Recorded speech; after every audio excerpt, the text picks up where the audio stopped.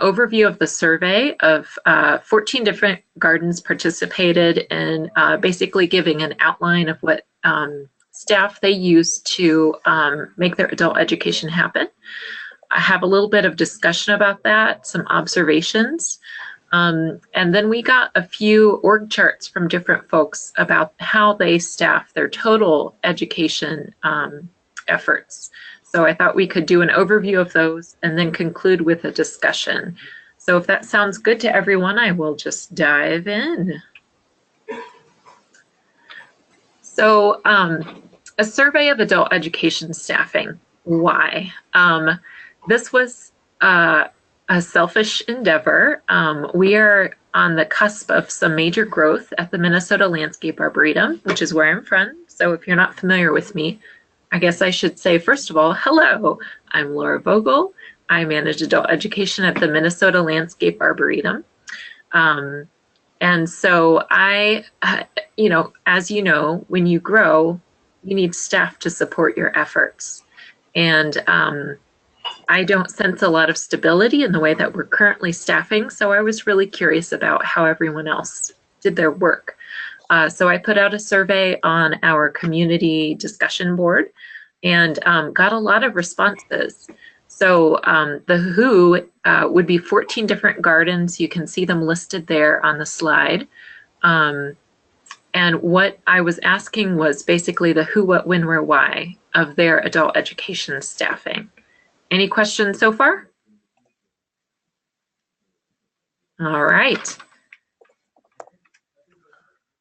So from this, I just sort of condensed the information. So what I'm going to do, I have 3 categories based on the volume of classes offered by each of the gardens. And so I'll just give a quick overview of observations from gardens who offer about that many programs.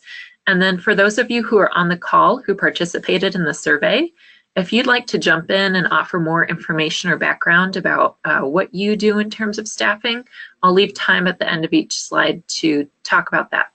I also have the more thorough document pulled up on my computer, folks who are part of the survey. So if you want to show any more of that information, I'd be happy to share that with everybody on the call. So starting with a smaller number of classes, there were a number of people who filled out the survey who offer less than 100 classes annually. So the way we define classes is per registration. So if there's a class series like Books in the Garden, where you pay 1 registration fee, you register once, and you come 6 times through the season, that's 1 class. But if you offer potting up an orchid 2 different times during the year and people register for one or the other, that counts as 2 classes, if that makes sense. So these folks offer somewhere between 10 and 75 classes annually. And what they see in terms of staffing is typically just 1 lead staff person who may or may not be solely dedicated to adult education. There's a lot of support staff, of course, who play a role in registration and marketing, booking things in the garden, setting up the tables, of course. They have definitely contract instructors doing some of the teaching, and then they also have a lot of support from volunteers as well. For the program planning process, it's managed primarily by that 1 lead staff person working with other support staff or external support, such as someone who designs a brochure. And then with day-to-day execution, that 1 lead staff person is typically there for each program, ensuring that all the details are correct and taking care of all those details with the assistance of volunteers. So do we have anyone from those gardens on the call today? I do not recall if anyone was joining. Let me see. Yes. Oh, okay. Pam Thompson from the Arnold Arboretum. Great. Did you want to add anything? No, just that I seem to do it all myself. Exactly. That's definitely the sense I got from all of you folks. And the garden I worked at prior to Minnesota Landscape Arboretum was in this category as well, and it was it was a one-man show as well, almost, of course with support. Anything else for this group, guys? From gardens who participated? Okie dokie. We're just burning through. We'll have lots of discussion time.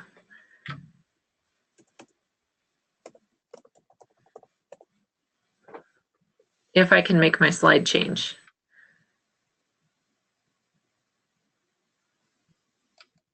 There it is. All right, so the mid-level category that we had was somewhere between 100 and 250 classes annually. So we had a fair number of gardens in this area as well, including Minnesota Landscape. And when you go up past 100, that's when you start seeing a jump in the number of staff to really 2 to 3 staff who are dedicated to the programming. But that doesn't mean that that's like 2 to 3 full-time staff. They're split in a great number of ways, how that staffing works exactly. You know, it could be there's usually 1 full-time for sure, and then 1 to 2 part-times plus other staff as well. But it's definitely a clear jump once you pass 100. This is where I started seeing more numbers on the contract instructors. So it looks like in this category you have somewhere between 40 and 100 instructors that you're pulling from. And those are contractor paid and as well as volunteer, and in some cases staff. And then you have volunteers definitely there as class support.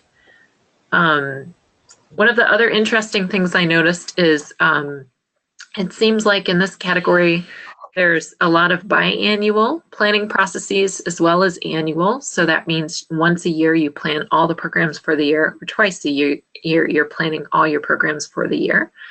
It's definitely more of a team approach because you have more than one person. And so a lot of that planning process and execution involves more calendars, more communication in the way of meetings or schedules. You also have increased time in record keeping and the setting protocols that you need to make those classes happen.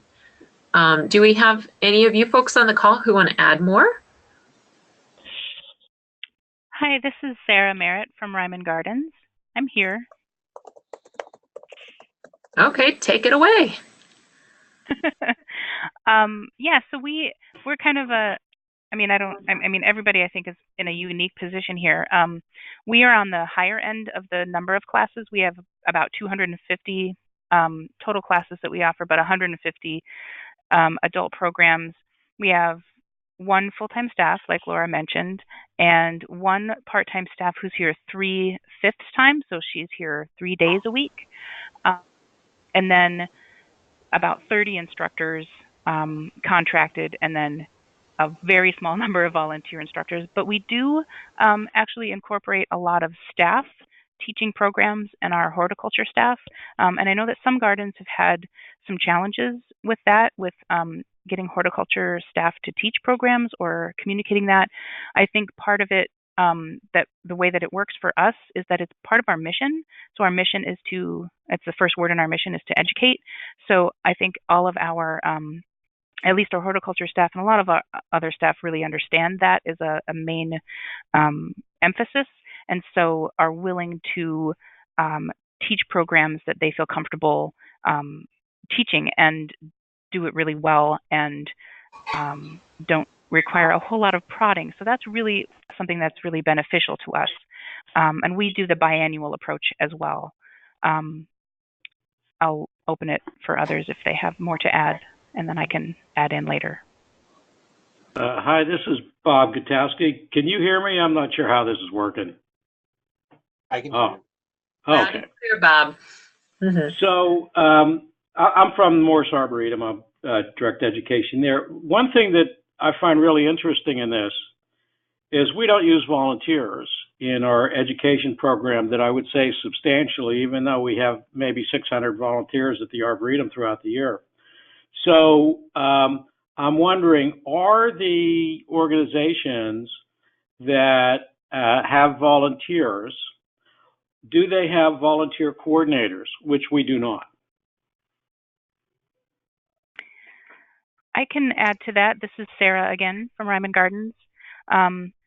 We primarily work with volunteers in our to be adult docents for our adult tours, and we do have a volunteer coordinator. And I know that she has come to us from an organization where she has served in the past as volunteer coordinator and education coordinator, and so has a lot of experience with serving in both of those roles, and it is very challenging. So I think without a volunteer coordinator, it would be much more difficult for us to manage.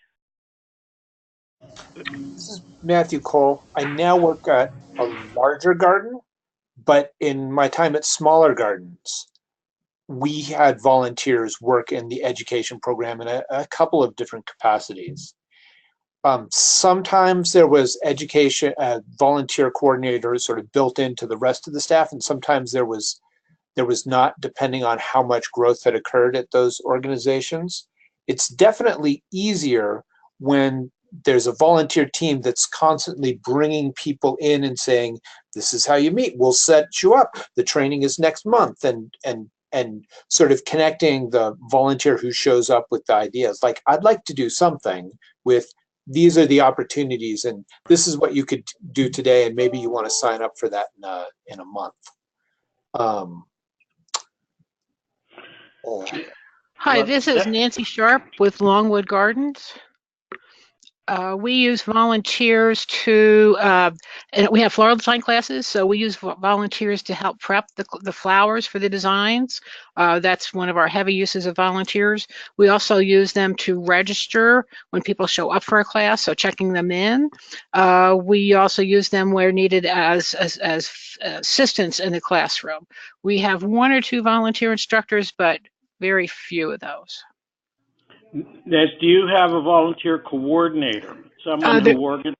Yes, well, we have a one who organizes volunteers for the whole gardens, and we had almost 800 volunteers recognized this week. In our department, I'm the volunteer coordinator, sending out schedules of events where we need volunteers and asking the people who have been assigned to us to respond to the events they could help with.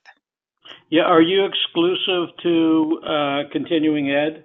Yes, I am. So we have one overall for the gardens. I'm who works with all the volunteers. I work just with those in continuing education.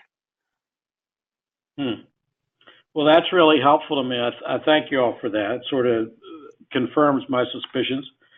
But and then there's one point I'd like to make is that one of the reasons that staff jumps when you get to these numbers is that you just can't schedule across the 7 days a week, early and early hours and late hours. Once you start to get a larger number of classes, particularly at us, we have very limited rooms and spaces. So we spread people out weekend, weekday, evening, morning, yoga at 6 a.m. sometimes. So overnights. So you need you need individuals in order to have the flexibility with a schedule across the times that people are available to take classes and the times they want to take classes. Absolutely. Thank you, Bob. I think I saw Judy on the call, and I heard from Tammy. Nancy, you mentioned something already.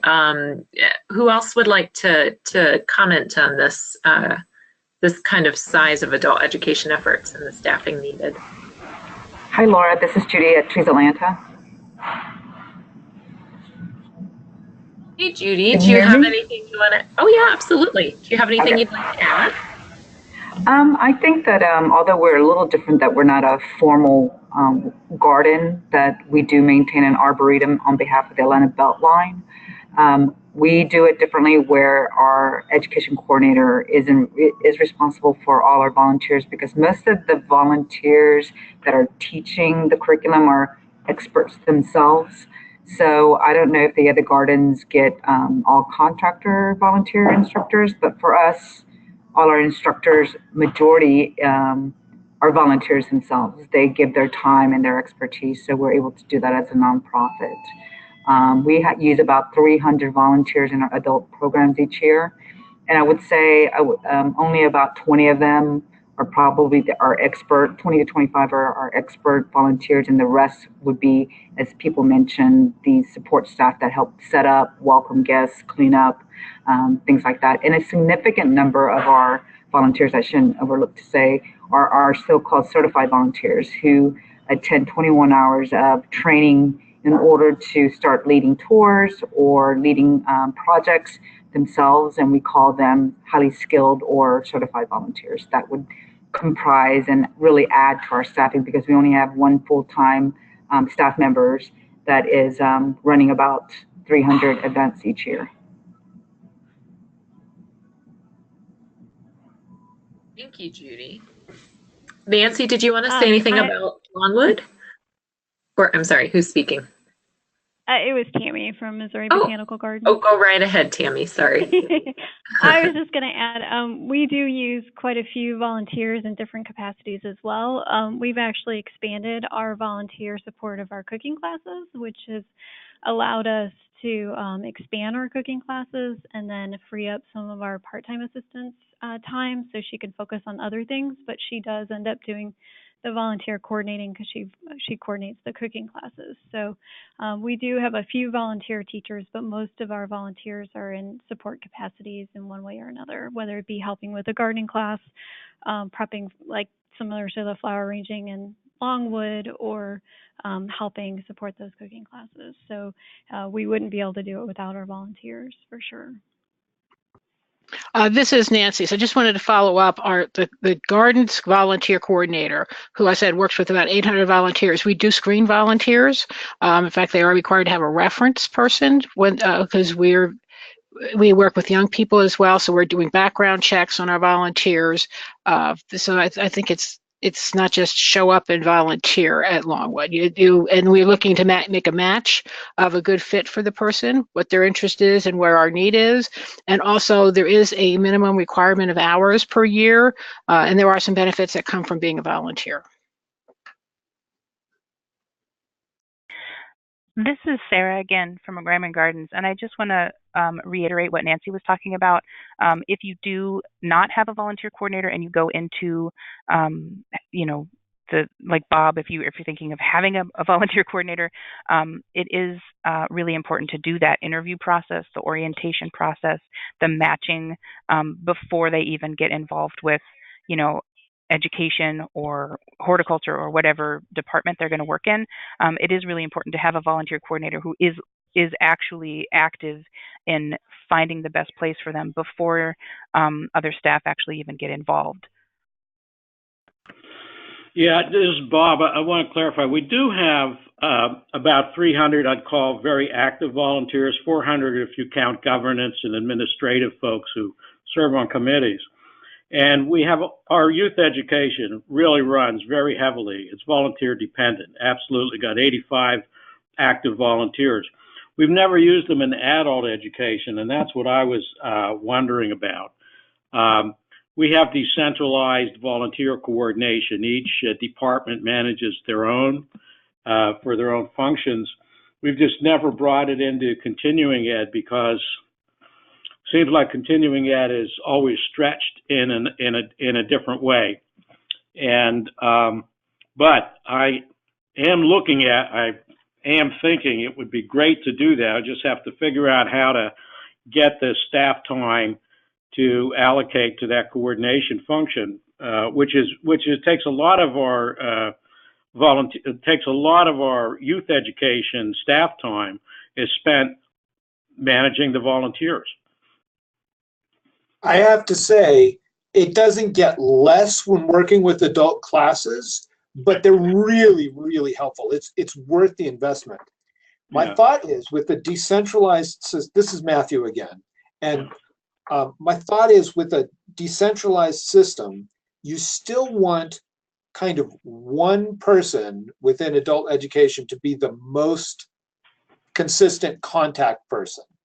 And they'll sort of send out the dates that are available and probably you want these individuals to be able to take the classes for free and other things like that. One of the things that I would say, I remember back when I was sort of the only person doing adult education, and I used volunteers, but not very frequently. One of the benefits of being a volunteer is getting to choose to do it. So you really have to be fairly strict about, if you no-show for like classes twice in 1 year, that means we drop you from this part of the program.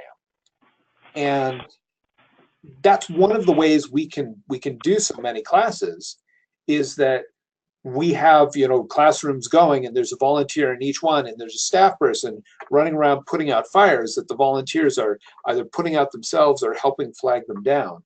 As much as we expect the instructors to be able to do this in case we don't have a TA, they're really, really helpful for keeping class going and solving a problem at the same time. Absolutely. Yeah. Yeah, and that's this is Laura again with Minnesota Landscape, and that's exactly how we used volunteers with our adult education programs.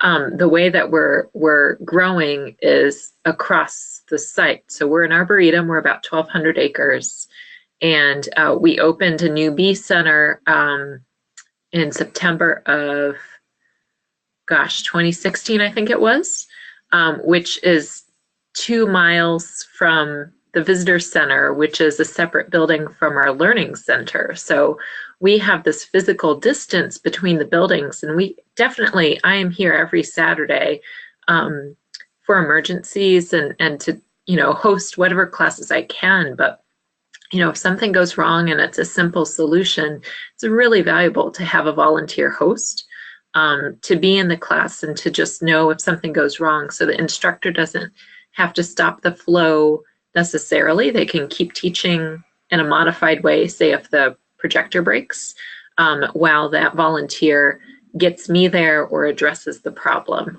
So yeah, it's valuable in that way. The other thing that comes up at sort of this scale is space to have all these things going on. So we're fortunate that we have a number of staff, but if we're doing classes here, and we're doing classes at Plains Conservation Center, and we're doing classes at Chatfield, because today's the day to do that, ideally you want some staff member at each one of those spots, or you want a tried and true volunteer, as well as potentially a tried and true instructor, to cover those things. And so my thought is that if you have a decentralized system, you may want to ask your colleagues for volunteers who would be strong and reliable at those things. And so, you know, you get to TA and the free classes and so forth once you have put in a certain number of hours to the organization overall, or a certain level of trust that the organization has overall, or something like that.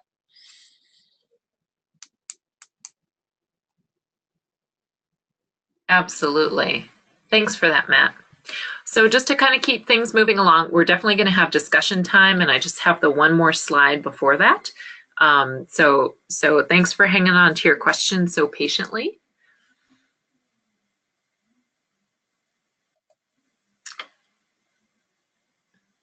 Okay, and do you guys want to see my face or not? I have no idea. I might. It makes it more personal. Okay. I was, ironically, as we were speaking, working on a class emergency on my phone. So I didn't know if you wanted to see me doing that texting or not. So I've stopped now. So the last category, interestingly, you shoot from about 250 up to 700 for 2 gardens. So Chicago and Denver, you guys win the prize. Congratulations. It is interesting though that it's such a giant jump though, because it's definitely, you know, out of 14 gardens, 250 to 700. So I'm kind of interested in that, but I'm not sure what to observe from that either. So when you get to that number, you definitely need a dedicated team of staff to make those programs happen.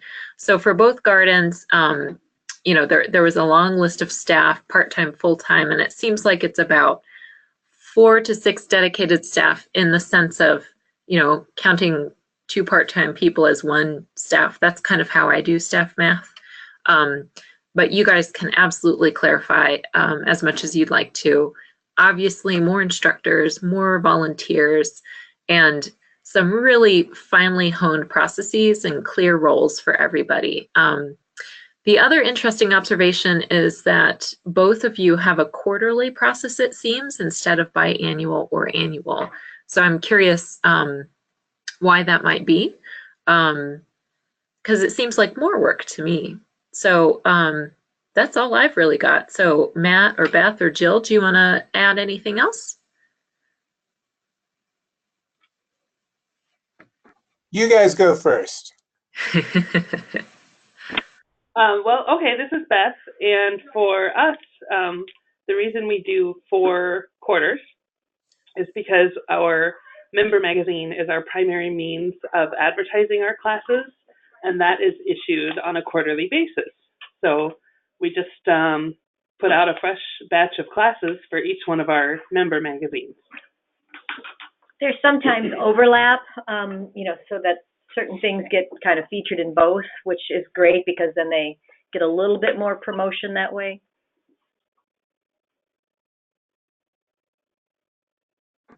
I'll unmute myself, then I'll say that it's the same for us. That's the newsletter. It's a primary venue.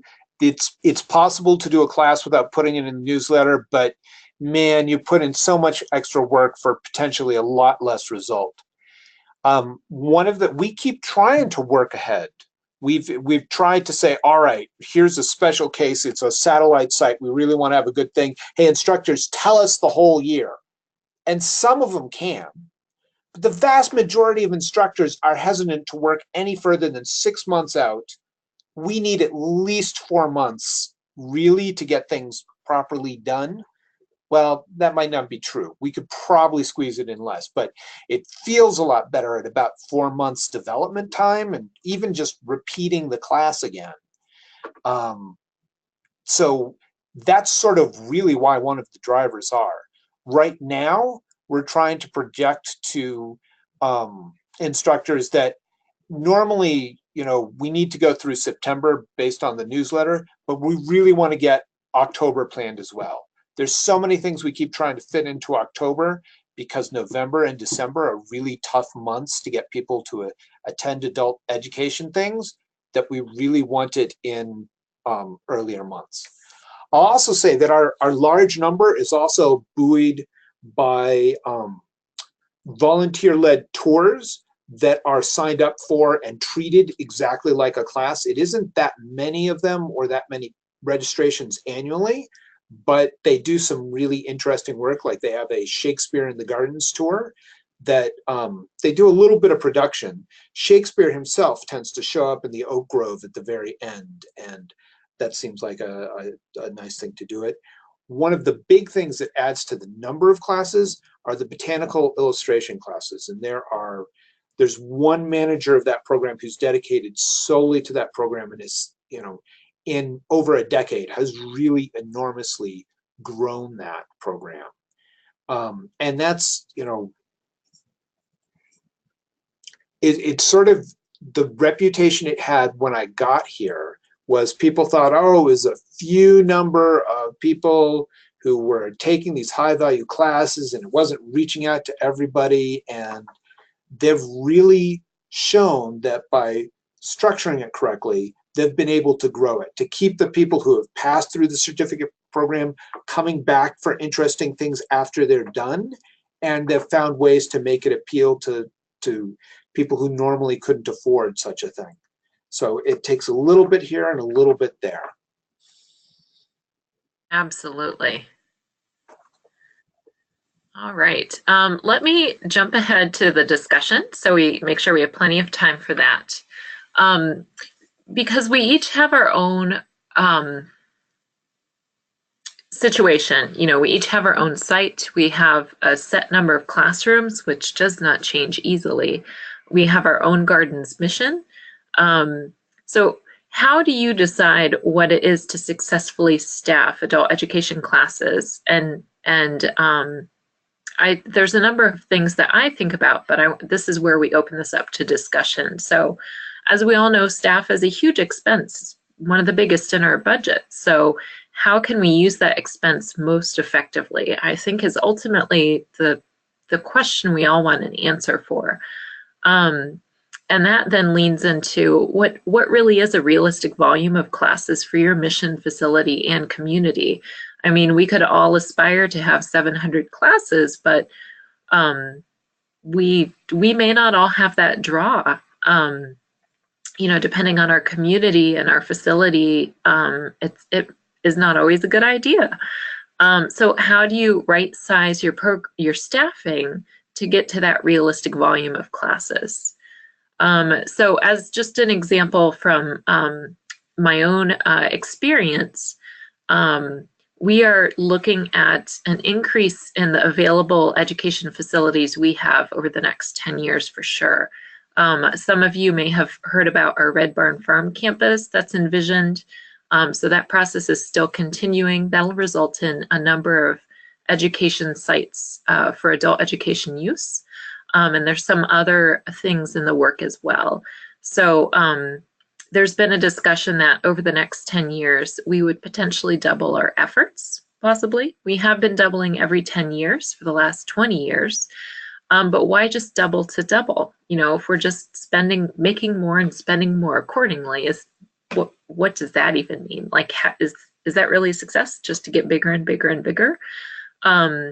So one of the ways I'm trying to think about it is through expenses, including staffing. We do include all of our staffing in our budget, our cost analyses for classes. My time is spread across all of my budgets. So right now we average expenses of about $10 per program hour that we offer. So that's $10 per student per program hour. So for instance, if there were 10 people taking a 1 hour class, that would be $100, if that makes sense. And then $18 per student for about 230 programs and 5,000 students annually. So what if we could lower the number of our expenses by staffing smartly, while also increasing the student reach? What would that look like? Does that mean we move more online? Do we offer more repeat classes? Do we work more with volunteers? I don't know, but that's what I'm trying to figure out right now. So that's just some food for thought, and I'd like to open up for some discussion about adult education classes. And just recall that we still have some org charts we can look over about the whole of education for a few gardens. So discuss. Well, I think you have, this is Bob from Morris. I think you have a great problem to deal with, which is you're increasing your space. I mean, this is wonderful, and I look forward to the day when we actually have more space, because right now it is space which is the limitation on our programs. We could grow more on site. We would have to, if we had the space. We're moving, our conferences are all off site now. We cooperate, we run conferences in West Virginia. We run conferences, we use one of the local classic theaters, movie theaters. We cooperate with them to use their theater for some of our lecture series. So we've had to find big sites, larger venues off site. We work with Haverford College and the local community college when they're available. So that's one thing. The other is I'm curious that you just look at the expense side. One of the ways that we manage, or that I measure for success, is give a lot of flexibility to the adult education team to come up with the programming, but there is an expectation, and that expectation is that on an annual basis, as a trend, not on any particular year, but as a trend on an annual basis, that the revenue from classes is going to outpace all of the direct expenses and all of the compensation expenses. That's salary plus your employee benefits. And it's going to increase that. We want to grow that net difference. And we want to see that net difference grow at a rate of about 4% a year.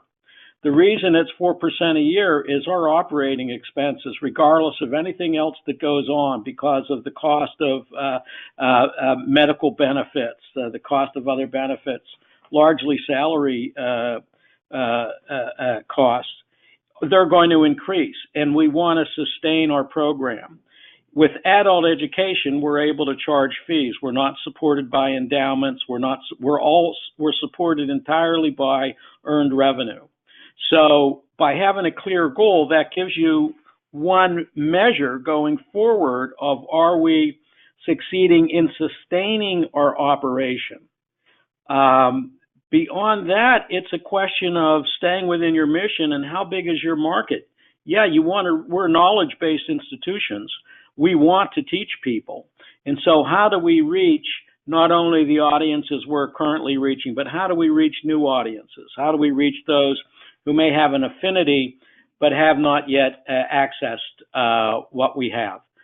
So you go off in different program directions. We do a lot of professional education now, which is kind of one of our core programs at the moment. End of run. Sorry, I ran on. No worries, Bob. And that is something we're doing as well. So we do, when we're looking at our annual budgets as well, we definitely want to be far into the black. So when I was talking about lowering expenses, it was keeping in mind the revenue is still far in the black, and we want to keep growing that bandwidth of black where the revenue surpasses our direct and a lot of our indirect expenses, hopefully. So we are doing that. It's just a question of, educate. If you're just out to make money, you may as well just do more wedding rentals, or, education is not the most financially successful approach for a garden. We do it for other reasons too. So one of the numbers I'm noodling on is expenses compared to the number of students that we're actually reaching with adult education.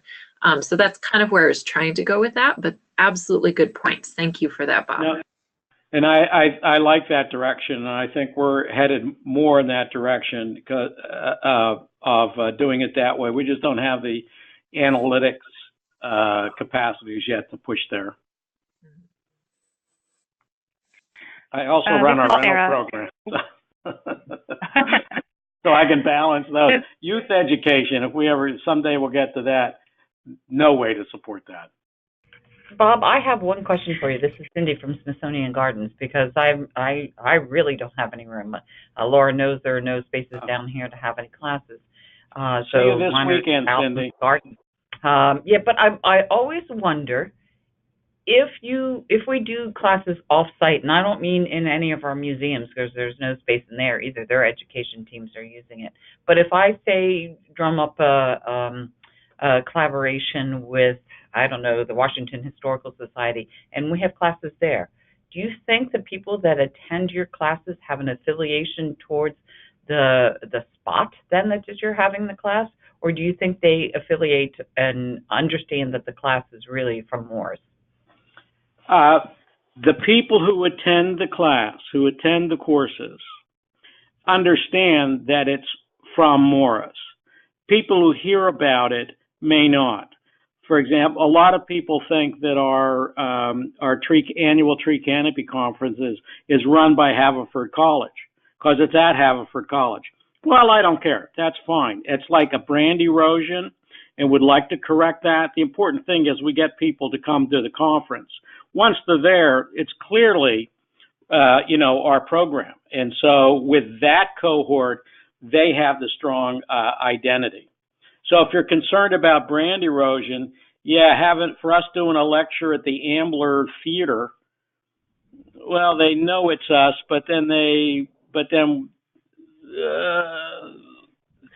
yeah.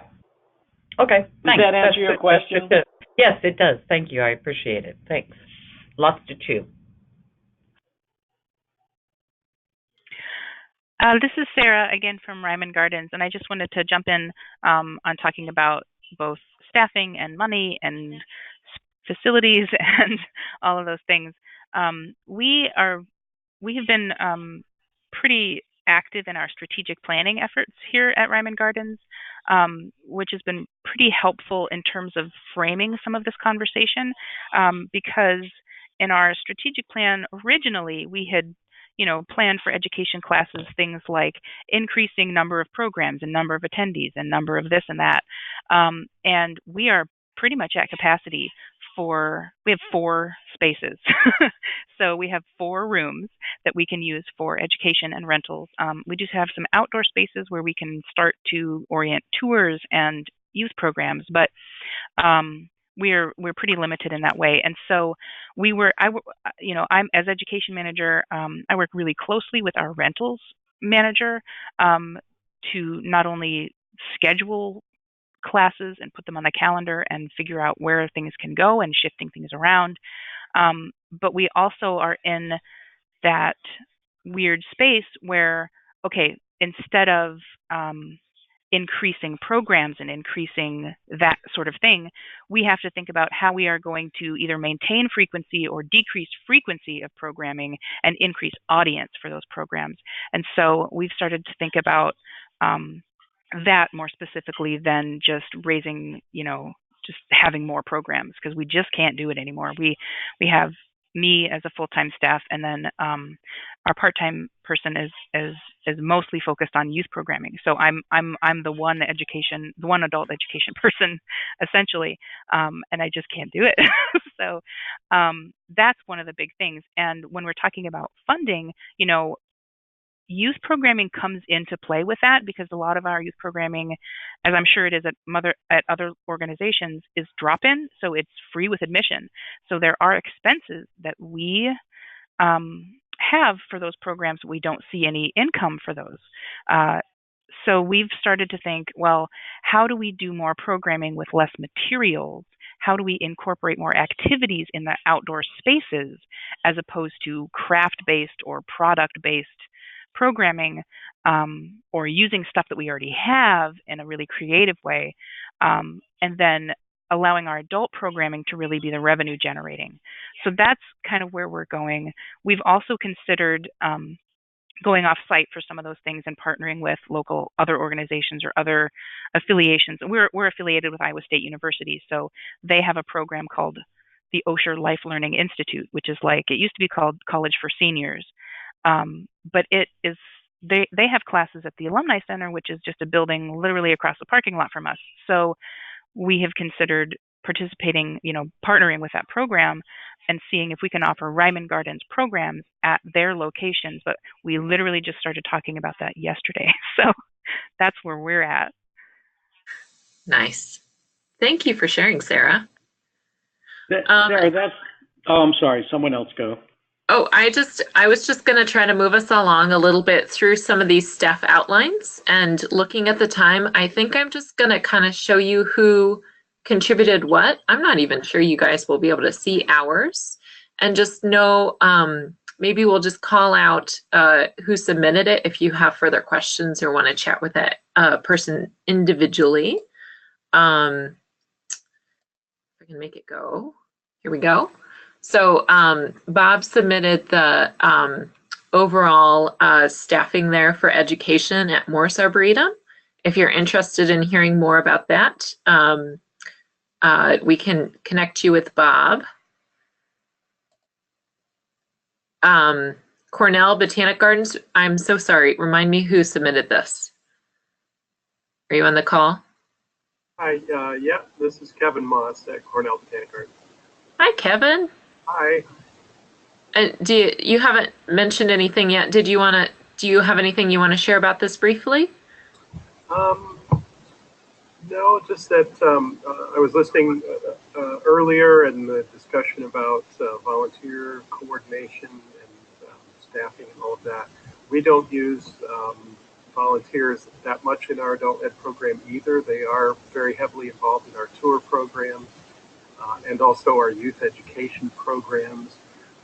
And I wear two hats. I'm the adult ed and the volunteer coordinator. So I coordinate our docent program, but I'm also in charge of the screening and recruitment, placement, and all of that for all of our volunteers. So, so I do occasionally have volunteers that help as room hosts or checking people in to help with classes, but typically they're not that involved in the adult ed program except for the tour program. Thank you, Kevin. Sure. Hey, Laura, at all, thanks. This is Bob. I have to run to meet a visiting group. So thanks so much. This was very useful to me. All right. Thank you, Bob. So Nancy submitted Longwood Gardens overall education department, and it looks like I forgot to add the vice president of education manages all of education. So she listed this outline of Longwood Gardens education there.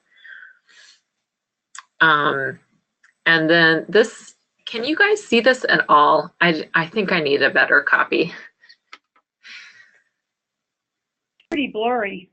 It is kind of blurry. Okay, so if you want to talk more about you can see the summary information, which is kind of fun, I think probably. So if you have any questions about what we do at the Minnesota Landscape Arboretum, I'd be happy to chat further about that as well. And this, I think you should be able to pause the recording and poke around on some of these if you'd like to as well after the call. So I just wanted to kind of show those briefly and then use the rest of the time for any discussion or questions folks had. So open the floor for discussion or questions.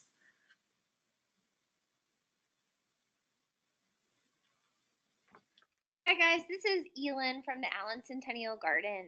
We talked a lot about volunteers, but I'm wondering how other gardens utilize their interns, whether student, graduate, or otherwise, in their educational programs to increase bandwidth.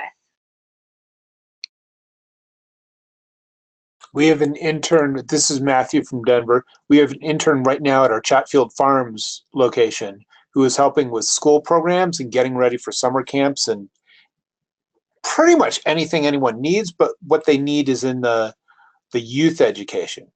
We used an adult education intern really effectively a number of years ago, and it was so obvious it was very effective that we said we need to convert this to a staff position. So the internship ended, but it sort of made the case to prove that we could do this much more if we had the hours on a regular basis. Right. That makes a lot of sense. It's hard with interns too, you know, especially if you're working with them during the school year, their class schedule is not always regular. They might not be available when you need them. Yeah, interesting. Cool, thank you. Yeah. So, go ahead. I was going to follow up with that. The intern we have down there is the one whose schedule could match our needs. Because if they weren't going to be there when school groups were showing up, then there's no point in that. So it can be hard to say no, but it was terribly necessary. This is Sarah again from Ryman Gardens, and I agree with that. We have an official internship program because of our connection to the university, and it is a summer program. So in education, we have 2 interns, and they primarily are responsible for planning, running, evaluating youth programs, but they also do adult tours and things like that and support for adult education classes. But when we do, like in the fall and in the spring, if we have an intern through education, we do also schedule them specifically for those recurring programs. And if they can't fit into that schedule, we just look for somebody else. Are you using those interns as a assistant capacity? Are they the lead on those programs? How are you utilizing them? So at the gardens, we have 2 education interns that we hire in the summer. We infiltrate them with a lot of training right ahead, to be youth tour guides, to be adult tour guides, to run our recurring youth programs like our story programs and our youth horticulture program. They also work with the horticulture intern to run that program. At least this year they will. And we may support them, but they are ultimately responsible for the lesson plans and the execution, the setup, the cleanup, all of that for all of those programs, including things like our special events that we do in the summer camps, those sorts of things. We utilize volunteers to support them, but they are the program leads for most of those programs. That's awesome. That's such great experience for them too. This is Christy. The last, maybe 7 years or so, we used to hire more like a seasonal helper for interpretive programs over the summer, because that is the kind of the bulk season for us with our visitor programs. And so we started hiring an intern, making it an internship instead of just a seasonal position, in the sense where you kind of, just get anybody who applies. So we look specifically for someone who's in environmental studies or museum studies, what have you. And that has gone really well. Probably the biggest challenge is, we've been really lucky the years that, we get a recent grad, because then they don't have to go back to school in August. They can stay with us until our season closes in early October. But, kind of more commonly, they have to go back to school because they're, say, a junior. And so they'll go back in in August or so. But it's still, it ends up, working out, and they help support, just all of the programming that we do. That's awesome. It's a good experience too. We're creating the next generation of garden professionals. So I think it's important to start to help create these programs and experiences that are going to create, the people we want to work with. No, you're right. And that is like a perfect segue, because I don't want to forget to mention too that there's actually, I think it's a pretty good position open at Chicago Botanic Garden. It's basically in my department, and I don't do adult education as such, like, the model that you guys have been talking thus far. But we do more visitor oriented programming. It's called interpretive programs. And I have the manager's position is open. I've worked with one person for, almost 20 years, and she's retiring at the end of May. So the job just got posted on the Chicago Botanic Garden website. It's a full-time position. But anyway, just to kind of spread the word that that's open. Thank you, Christy. And that also that brings us to the end of our hour together. And I imagine if anyone, we all tend to have a lot to do. So just to wrap things up, adult education is really worthwhile to offer at a garden, but it can be on the expensive side when compared to, say, youth education, but it can also be on the lucrative side as well. But a lot of that all depends on staffing it effectively. And I hope that the conclusion we kind of reached here is there are many, many ways to staff a garden effectively. So I hope we all keep talking together. I'd be happy to chat more with anyone. And I hope we all are able to grow our programming the way we'd like to. So I think that kind of wraps things up. Unless there's any other thoughts, I bid you all adieu. Thanks, Laura. Thanks, everybody. Great session. Thank you, Laura. Have a great day. Bye. Bye.